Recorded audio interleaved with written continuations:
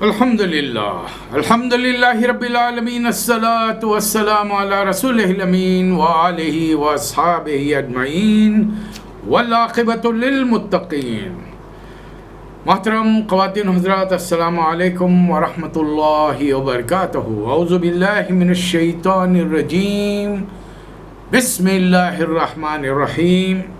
ला उक़्सिमु बिहाज़ल बलद व अंता हिल्लुम बिहाज़ल बलद ववालिदिम वमा वलद लक़द ख़लक़नल इंसान फ़ी कबद अयहसबु अन लन यक़दिर अलैहि अहद यक़ूलु अहलक्तु मालन लुबदा अयहसबु अन लम यरहु अहद। सदक़ल्लाहु मौलाना अज़ीम। सूरह बलद की इब्तिदाई आयात तिलावत की हैं। मौजूदा कुरान में ये 90 नंबर पर है और हमने अपनी तरतीब के लिहाज से इसको तकरीबन 89 एक बस यूँ ही है, आगे पीछे हो गया नंबर। ये मक्का मुकर्रमा में नाजिल हुआ सूरह और इब्तिदाई आयात में अल्लाह ताला ने वो हकीकत दुनिया वालों के सामने खोली कि मक्के वाले नबी करीम सल्लल्लाहु अलैहि वसल्लम के बारे में अब क्या सोच रहे हैं। तर्जुमा समाअत फरमाइए। नहीं, मैं कसम खाता हूँ इस शहर मक्का की और हाल यह है कि ए नबी सल्लल्लाहु अलैहि वसल्लम, इस शहर में आपको हलाल कर लिया गया है। कसम खाता हूँ बाप यानी आदम और उनकी औलाद की जो उनसे पैदा हुई। हकीकत में हमने इंसान को मशक्क़त में पैदा किया और इंसान ये समझ रखा है कि कोई उस पर काबू नहीं पा सकेगा। कहता है कि मैंने ढेरों माल उड़ाए। क्या वो समझता है कि किसी ने उसको नहीं देखा? बड़ा मुख्तसर सूरह है, 20 आयतें हैं। 13वां साल जब ख़त्म हो गया और ये 13वें साल में जो वाक़यात हुए हैं मदीना मुनव्वरा में, वो बड़ी अहमियत क्या है। नबी मक्के में कोई ख़ास तब्दीली नहीं हुई। अलबत्ता हज़रत मुसअब बिन उमैर रज़ी अल्लाह ताला अन्हु की तबलीग के नतीजे में मदीने में शायद ही कोई एक घर बचा होगा जहाँ का एक आध फर्द ईमान नहीं लाया, वरना तकरीबन मदीने में बात फैल चुकी थी। हर घर की एक तादाद अच्छी खासी ईमान ला चुकी थी।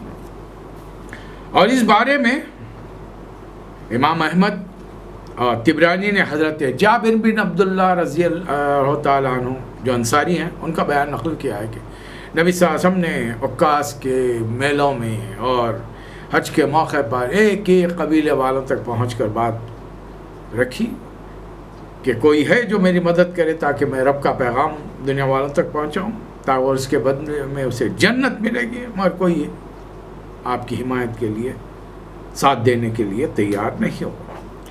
11वें साल 6 आदमी ईमान लाए, 12वें साल 12 आदमी ईमान लाए। नबी सल्लल्लाहु अलैहि वसल्लम से दरख्वास्त की किसी दीन सिखाने वाले को भेजिए और नबी करीम सल्लल्लाहु अलैहि वसल्लम ने हज़रत मुसअब बिन उमैर को भेजा और फिर नतीजा ये था कि एक एक घर का एक एक फर्द तकरीबन ईमान ला चुका है।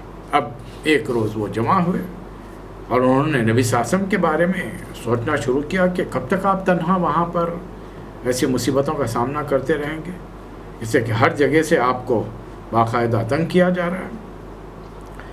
तो क्यों ना हम नबी सल्लल्लाहु अलैहि वसल्लम को मदीना आने के लिए दावत दें। इस बार तकरीबन 70 से 75 आदमी मदीने से जो ईमान ला चुके थे, हालांकि मदीने से हज के लिए बड़ी तादाद आई थी। मुनाफिकीन का बड़ा सरदार जो भी उसे पता ही नहीं है मदीने में ईमान फैल रहा है, इससे कि मदीने के 2 बड़े कबीलों ने तय कर लिया था कि इसे अपना बादशाह बनाएं। इन लोगों में जो आपसी जंग हो रही थी, जिसके नतीजे में इनके बहुत सारे नौजवान मारे गए, तो उन्होंने बैठ के सोचा कि कबीलों को ख़त्म करने से बेहतर ये है कि हम आपस में सुलह कर लें।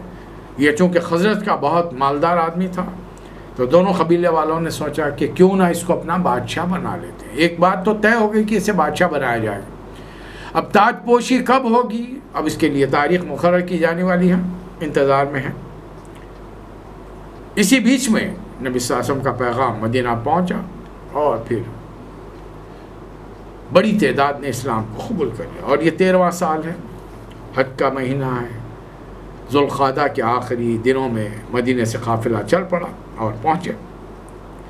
مدینہ پہنچ کر 2 افراد، جن میں ایک تھے حضرت کعب بن مالک اور دوسرے مدینہ کے بڑے سردار تھے برا بن معرور۔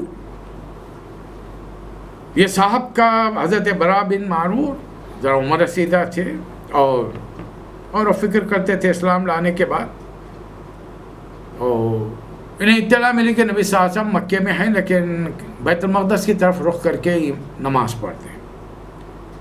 پھر انہوں نے کہا کہ بیت المقدس سے ہمارا کیا تعلق ہے،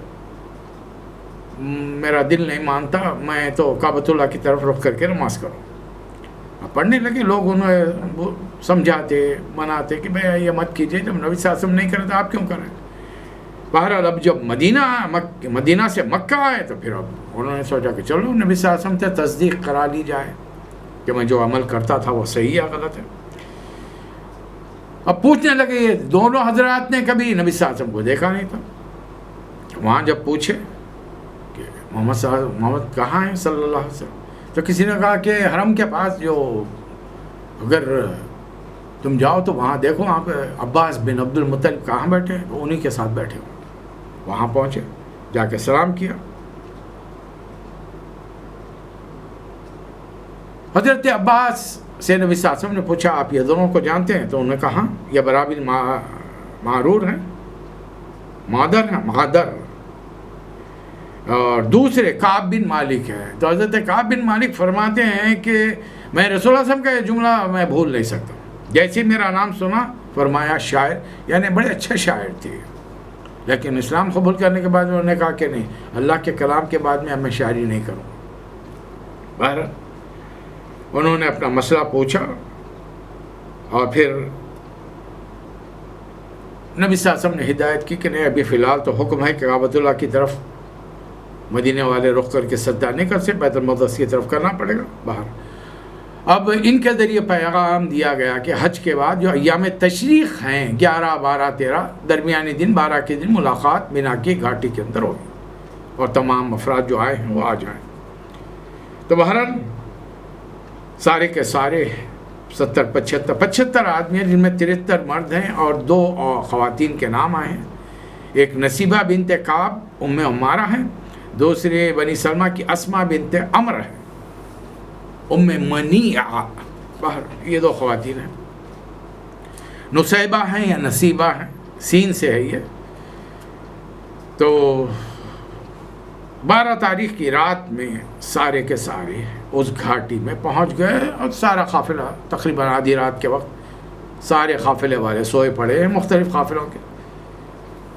نبی صلی اللہ علیہ وسلم وقت مقررہ پر طے شدہ مقام پر پہنچے اپنے چچا حضرت عباس کے ساتھ۔ گو کہ حضرت عباس ابھی ایمان نہیں لائے، لیکن چچا چاہتے ہیں اور چند سال بڑے ہیں آپ سے، تو محبت ہے اور چاہتے ہیں کہ نبی صلی اللہ علیہ وسلم کے ارادے بھی معلوم ہے کہ مدینہ جانا چاہ رہے ہیں، لیکن وہ مدینہ والوں سے تھوڑا بات چیت کر کے دیکھنا چاہتے ہیں، ان کو سمجھانا چاہتے ہیں۔ بہرحال سارے لوگ جمع ہو گئے اور پھر گفتگو شروع ہوئی۔ حضرت عباس نے پہل کی، اے یثرب کے لوگوں، محمد صلی اللہ علیہ وسلم کی جو پوزیشن، جو حیثیت اور شخصیت ہمارے پاس ہے وہ تمہیں معلوم ہے، باوجود یہ کہ ان کے قبیلے نے ان کا عقیدہ اور جو دین وہ لے کر آئے ہیں اسے قبول نہیں کیا، لیکن ہم بنی ہاشم اور بنی مطلب نے طے کیا ہے کہ ان کی حفاظت اور حمایت کریں گے، اور اس شہر میں یہ قبیلے بڑے مضبوط اور حیثیت رکھتے ہیں، لیکن اب مسئلہ یہ ہے کہ وہ آپ کے ہاں جانے تیار ہیں۔ اگر آپ لوگ یہ سمجھتے ہیں کہ عہد و پیمان پورا کریں گے کہ جس کے ساتھ آپ انہیں اپنے پاس بلا رہے ہیں، اور تمام دشمنان اسلام سے ان کا مقابلہ کریں گے، حفاظت کریں گے، جو ذمہ داری دی جائے گی اسے اٹھائیں گے، تو پھر ٹھیک ہے۔ اگر آپ کو اندیشہ ہو کہ ایک وقت آئے گا کہ پھر پورا عرب آپ پر ٹوٹ پڑے گا اور پھر آپ پیچھے ہٹ جائیں گے، تو بہتر یہ ہے کہ آپ ان کو یہیں رہنا، اس لیے کہ یہاں پر ان کی جان محفوظ ہے، وہاں آپ لے جائیں اور پھر چھوڑ کے پیچھے ہٹ جائیں، مناسب ہے۔ سارے لوگوں نے کہا کہ آپ نے اپنی بات کہہ لی ہے، تو حضرت ہم نے آپ کی بات تو سن لی ہے، اب نبی صلی اللہ علیہ وسلم سے مخاطب ہو کر فرمایا کہ اللہ کے رسول آپ ارشاد فرمائیں ہم سے آپ کیا عہد لینا چاہتے ہیں؟ نبی صلی اللہ علیہ وسلم نے فرمایا پہلے تو قرآن کی تلاوت کی، اللہ کی طرف دعوت دی، اسلام کی بات فرمائی میں تم سے اس بات پر بیعت لیتا ہوں کہ تم میری اسی طرح حمایت حفاظت کرو جس طرح خود اپنے بال بچوں کی کرتے ہو۔ حضرت برا بن معرور نے حضور کا ہاتھ اپنے ہاتھوں میں لیا اور عرض کیا کہ اس خدا کی قسم جس نے آپ کو حق کے ساتھ بھیجا ہے، ہم ہر اس چیز سے آپ کی حفاظت کریں گے جس سے ہم خود اپنی جان، اپنی آل اولاد کی حفاظت کرتے ہیں۔ اے اللہ کے رسول ہم سے بیعت لیجئے، ہم جنگ آزما لوگ ہیں، ہم نے اپنے باپ دادا سے اس کو وراثت میں پایا ہے۔ اور پھر درمیان میں ایک صاحب نے کہا کہ یا رسول اللہ ہمارے اور دوسرے لوگوں یعنی یہودیوں کے درمیان حلیفانہ تعلقات ہیں جن کو اب ہم کاٹ رہے ہیں، کہیں ایسا نہ ہو کہ اللہ تعالیٰ جب آپ کو غلبہ دے دے اور پھر آپ ہمیں چھوڑ کر اپنے قبیلے والوں میں واپس لے جائیں۔ نبی کریم صلی اللہ علیہ وسلم نے مسکرا کر فرمایا نہیں، اب خون خون کے ساتھ ہوگی، قبر قبر کے ساتھ ہوگی، یعنی میرا جینا میرا مرنا تمہارے ساتھ ہوگا، میں تم میں سے ہوں تم مجھ میں سے ہو، جس سے تمہاری لڑائی اس سے میری لڑائی، اور جس سے تمہاری صلح اس سے میری صلح۔ اب یہ باتیں ہو رہی ہیں۔ نبی صلی اللہ علیہ وسلم نے فرمایا کہ اس بات پر بیعت کرو کہ تم اچھے اور برے ہر حال میں حکم مانو گے، اطاعت کرو، خوشحالی ہو یا بدحالی ہر حال میں مال خرچ کرو گے جو جتنا جس سے ہو سکے، نیکی کا حکم دو گے، برائی سے روکو گے، اللہ کے معاملے میں حق بات کے علاوہ کچھ نہیں کرو گے، اور کسی ملامت کرنے والے کی ملامت سے نہیں ڈرو گے، اور اس بات پر بیعت کرو کہ جب میں تمہارے آؤں تو ہر اس چیز سے میری حفاظت کرو گے جس سے تم اپنی جانوں اور اپنے بال بچوں کی حفاظت کرتے ہو، اور اس کے بدلے میں تم سے جنت کا وعدہ کرتا ہوں۔ سارے لوگ آگے بڑھے۔ 17 سالہ نوجوان حضرت اسعد بن زرارہ رضی اللہ تعالیٰ عنہ نے کہا ٹھہرو، یہ عمر میں سب سے چھوٹے، اے اہل یثرب، ہم اپنے اونٹ دوڑاتے ہوئے اس کے علاوہ کسی اور وجہ سے نہیں آئے کہ ہم جانتے ہیں یہ اللہ کے رسول ہیں، اور آج انہیں پورے عرب کی دشمنی مول کر اپنے ساتھ لے جانا چاہتے ہیں۔ جان لو یہ کام کے عوض میں تمہارے نونہال قتل ہوں گے، تلواریں تمہارا خون چاٹیں گی، تمہارے شرفا کی عزت ختم کر دی جائے گی، تمہاری عورتوں کی عصمتیں لوٹ جا سکتی ہیں۔ اگر تمہیں کسی مرحلے پر اپنی جانوں کا خوف ہو تو یہ خوف آج ہی بتا دو، یہ عذر شاید اللہ قبول کر لے گا، ورنہ ایک بار بیعت کر لو گے تو پھر تمہاری کوئی معذرت، کوئی عذر تمہارا اللہ کے ہاں قابل قبول نہیں ہو۔ سارے لوگوں نے کہا کہ اسد درمیان سے ہٹ جاؤ، اللہ کی قسم ہم اس بیعت کو ہرگز نہیں چھوڑیں گے اور نہ اس سے ہاتھ کھینچیں گے۔ سارے لوگوں نے بیعت کر دی۔ خواتین و حضرات، تھوڑی دیر کے لیے اس بیعت کے اس صورتحال پہ غور کیجیے۔ مدینے سے آنے والے کس بات پر بیعت کر رہے ہیں؟ اللہ ایک ہے۔ کس نے بتایا؟ محمد صلی اللہ علیہ وسلم، آخری نبی ہیں، تو پھر اتنے ڈراؤں کی کیوں ضرورت پڑ رہی ہے ان کو؟ کیا چاہتے ہیں؟ اسلام، اگر آپ اور میں پیدائشی مسلمان گھروں میں ہیں اور یہ سمجھتے ہیں کہ اسلام بہت آسان ہے، لوگ آسان سمجھتے ہیں مسلمان ہونا، نہیں، اتنا آسان نہیں ہے۔ اصل ہم نے اس میں ملاوٹ کر دی ہے، اور ہماری زندگی منافقت کے درمیان گزر رہی ہے، لہٰذا دنیا والے ہم کو نظر انداز کر رہے ہیں. ورنہ جس دن میں اور آپ خالص اسلام کی بات کریں گے، سب سے پہلے ہمارے اپنے گھر والے ہمارے دشمن ہو جائیں گے، پھر عزیزہ قریب رشتہ دار، بستی والے، محلے والے، دنیا والے. آج کل گزشتہ 25 سال سے جو دنیا میں ہو رہا ہے، ایک ایک مسلم ملک کو قتل کیا، فنا کیا جا رہا ہے، برباد کیا جا رہا ہے. وجہ جانتے ہیں اب کیا ہے اس کی؟ جہاں بھی انہیں شبہ ہوتا ہے کہ یہاں اسلام جڑ پکڑے گا اور اصلی شکل میں رونما ہوگا، ارے غیر مسلم تو غیر مسلم، بہت سارے مسلمان بھی نہیں چاہتے کہ خالص اسلام آئے، ان کے پیٹ پر لات پڑے، ان کے آرام و آسائش میں خلل پڑے، ان کو غیروں کی چاکری میں جو لت اور مزہ لگ گیا ہے، وہ توحید میں ان کو مزہ نہیں آتا. وہ اپنی دنیا کے لیے آخرت کو بیچ چکے ہیں. اور یہ چیز صحابہ اکرام جان گئے تھے. انہوں نے کہا نہیں، ہم ہر حال میں بیعت کریں گے. چلیے بات ہو گئی، اور آخرکار لوگ، ایک روایت یہ ہے کہ شیطان نے جب دیکھا بات آپس میں طے ہوئی اور مشرکین کو پتہ ہی نہیں چل رہا، نہ مدینے سے آنے والے مشرکین کو پتہ چل رہا ہے، نہ مکہ کے مشرکین کو پتہ چل رہا. اس نے کسی اونچی جگہ سے بڑی ایک آواز لگائی، محمد کے اطراف ایسے لوگ جمع ہیں جو تمہاری جانوں کے دشمن ہیں، ذرا نکلو دیکھو. روایات ہیں واللہ اعلم. آواز سن کے سارے لوگ آئے. اس دوران میں نبی صلی اللہ علیہ وسلم کے ساتھ بات چیت ختم ہو گئی تھی. صحابہ کرام اپنے اپنے خیموں میں جا کر، صبح ہوتے ہوتے بڑے بڑے مکے کے سردار پہنچ گئے. عبداللہ بن ابی خود حج کے لیے آیا تھا.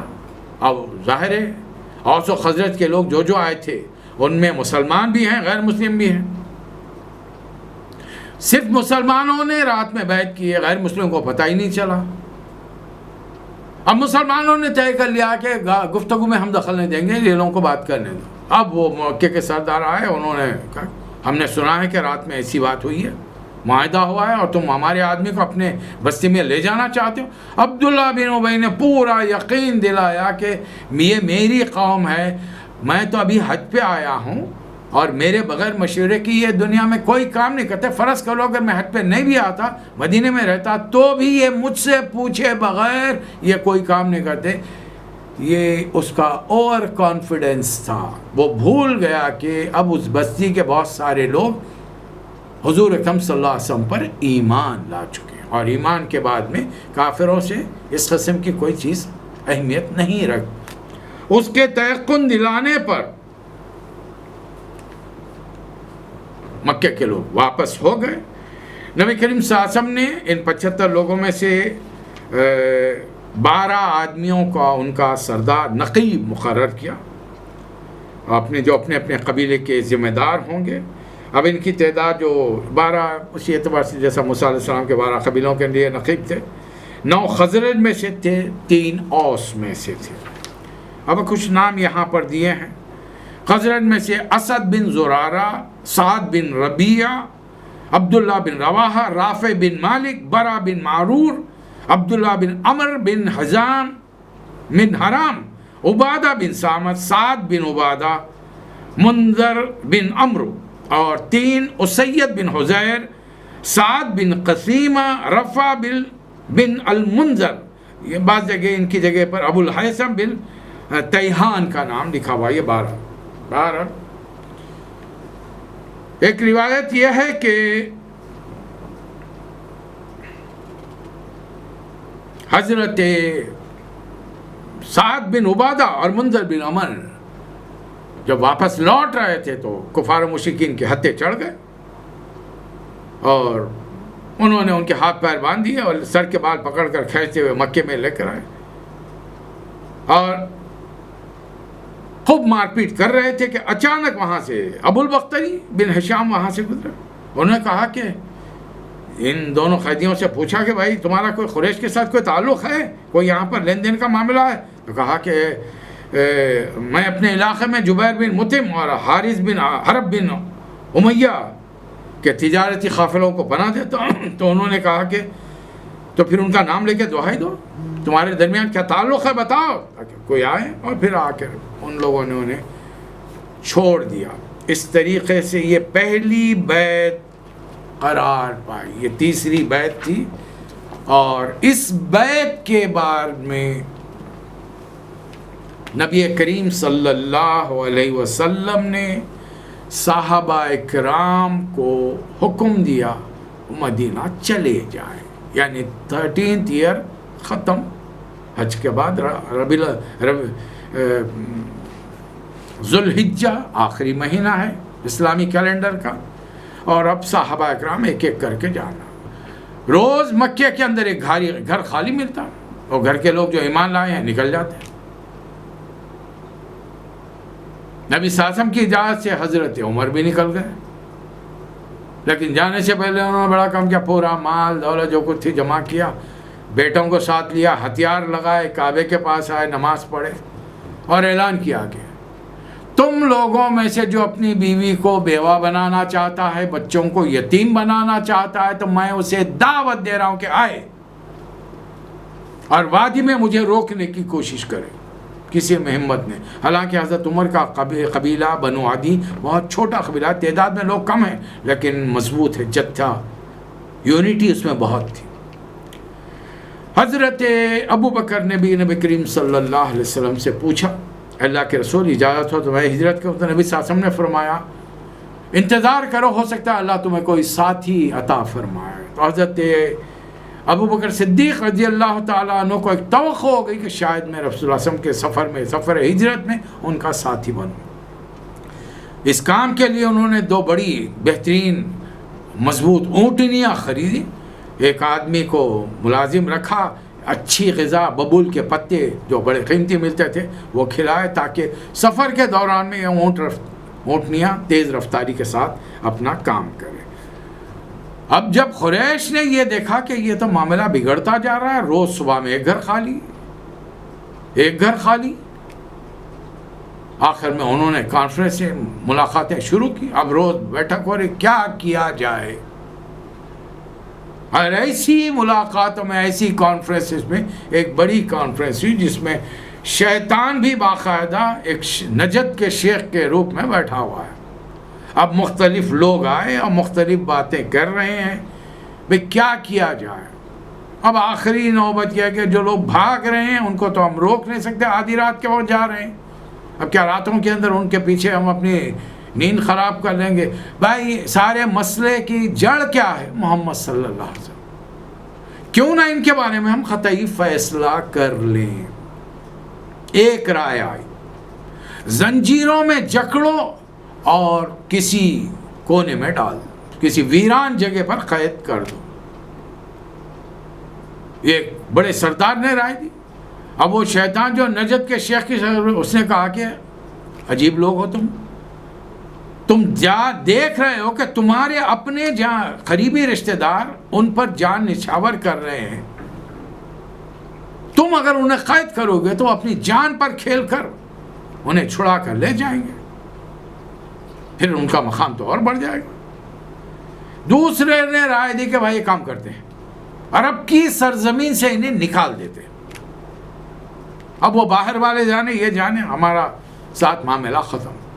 ایک شیطان نے کہا کہ ارے کچھ عقل ہے تم لوگوں میں, یہ صاحب جو کلام لے کر آئے ہیں اس کی تاثیر تو دیکھو کہ تمہارے اپنے بیٹے بھائی باپ سارے قبول کر چکے ہیں, اور تمہاری خاطر گزشتہ 6-7 سال سے حبشہ میں جا کے بیٹھے, آنے کا نام لے رہے, نہ ماں باپ کی یاد ستا رہی, نہ بیوی بچوں کی یاد ستا رہی.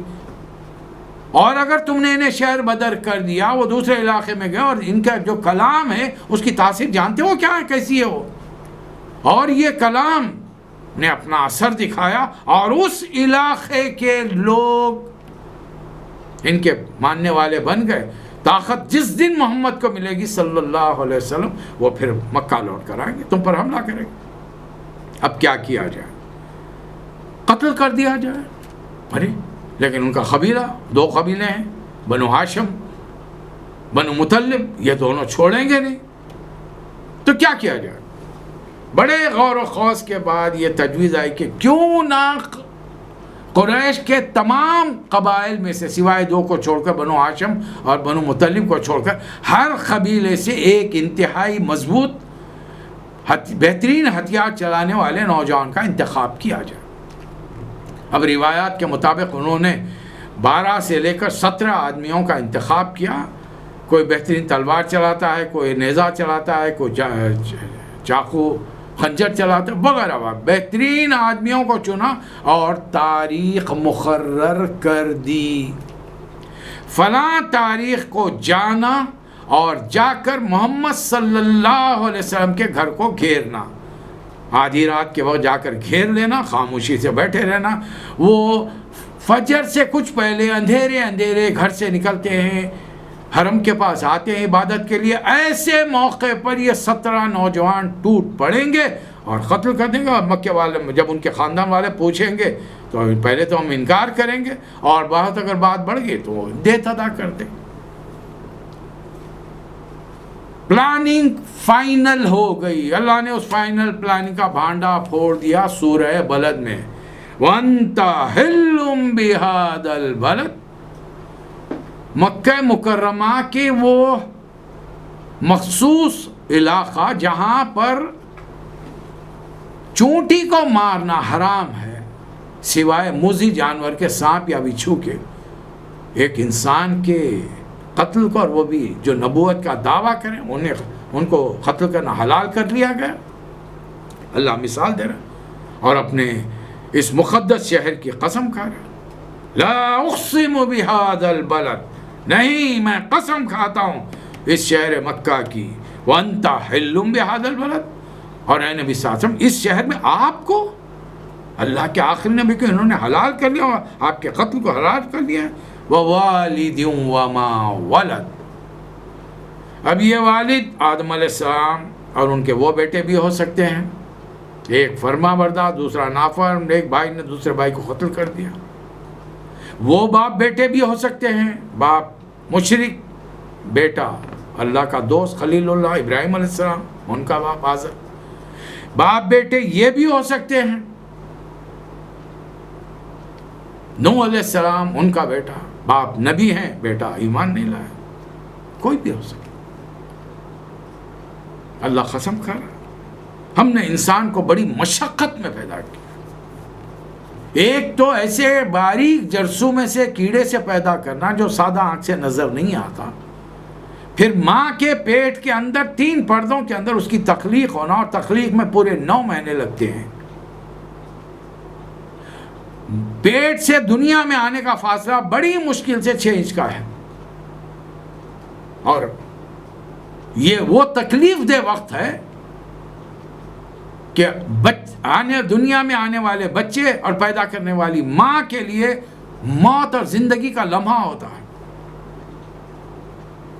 اور ولادت سے فارغ ہونے والی عورت کے تمام گناہوں کو اللہ تعالیٰ معاف کر دیتا۔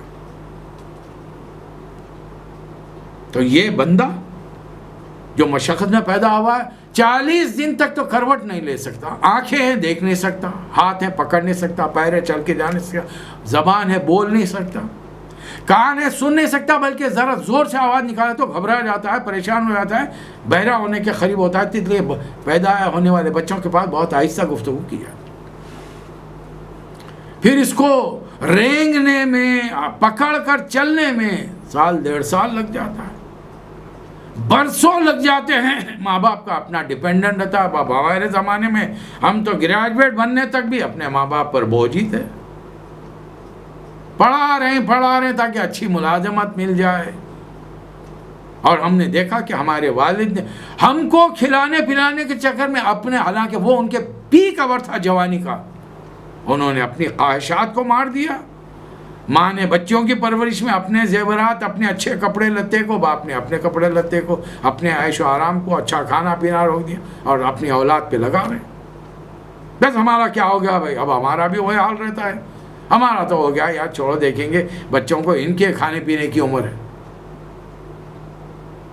کتنے عرصے تک بچے اپنے ماں باپ کے ڈیپینڈنٹ رہتے ہیں، مشقتوں میں رہتے ہیں، اور کہتے ہیں یحسب ان لن یقدر علیہ احد، پھر یہ سمجھتا ہے کہ کوئی اس پر قابو نہیں پا سکے گا.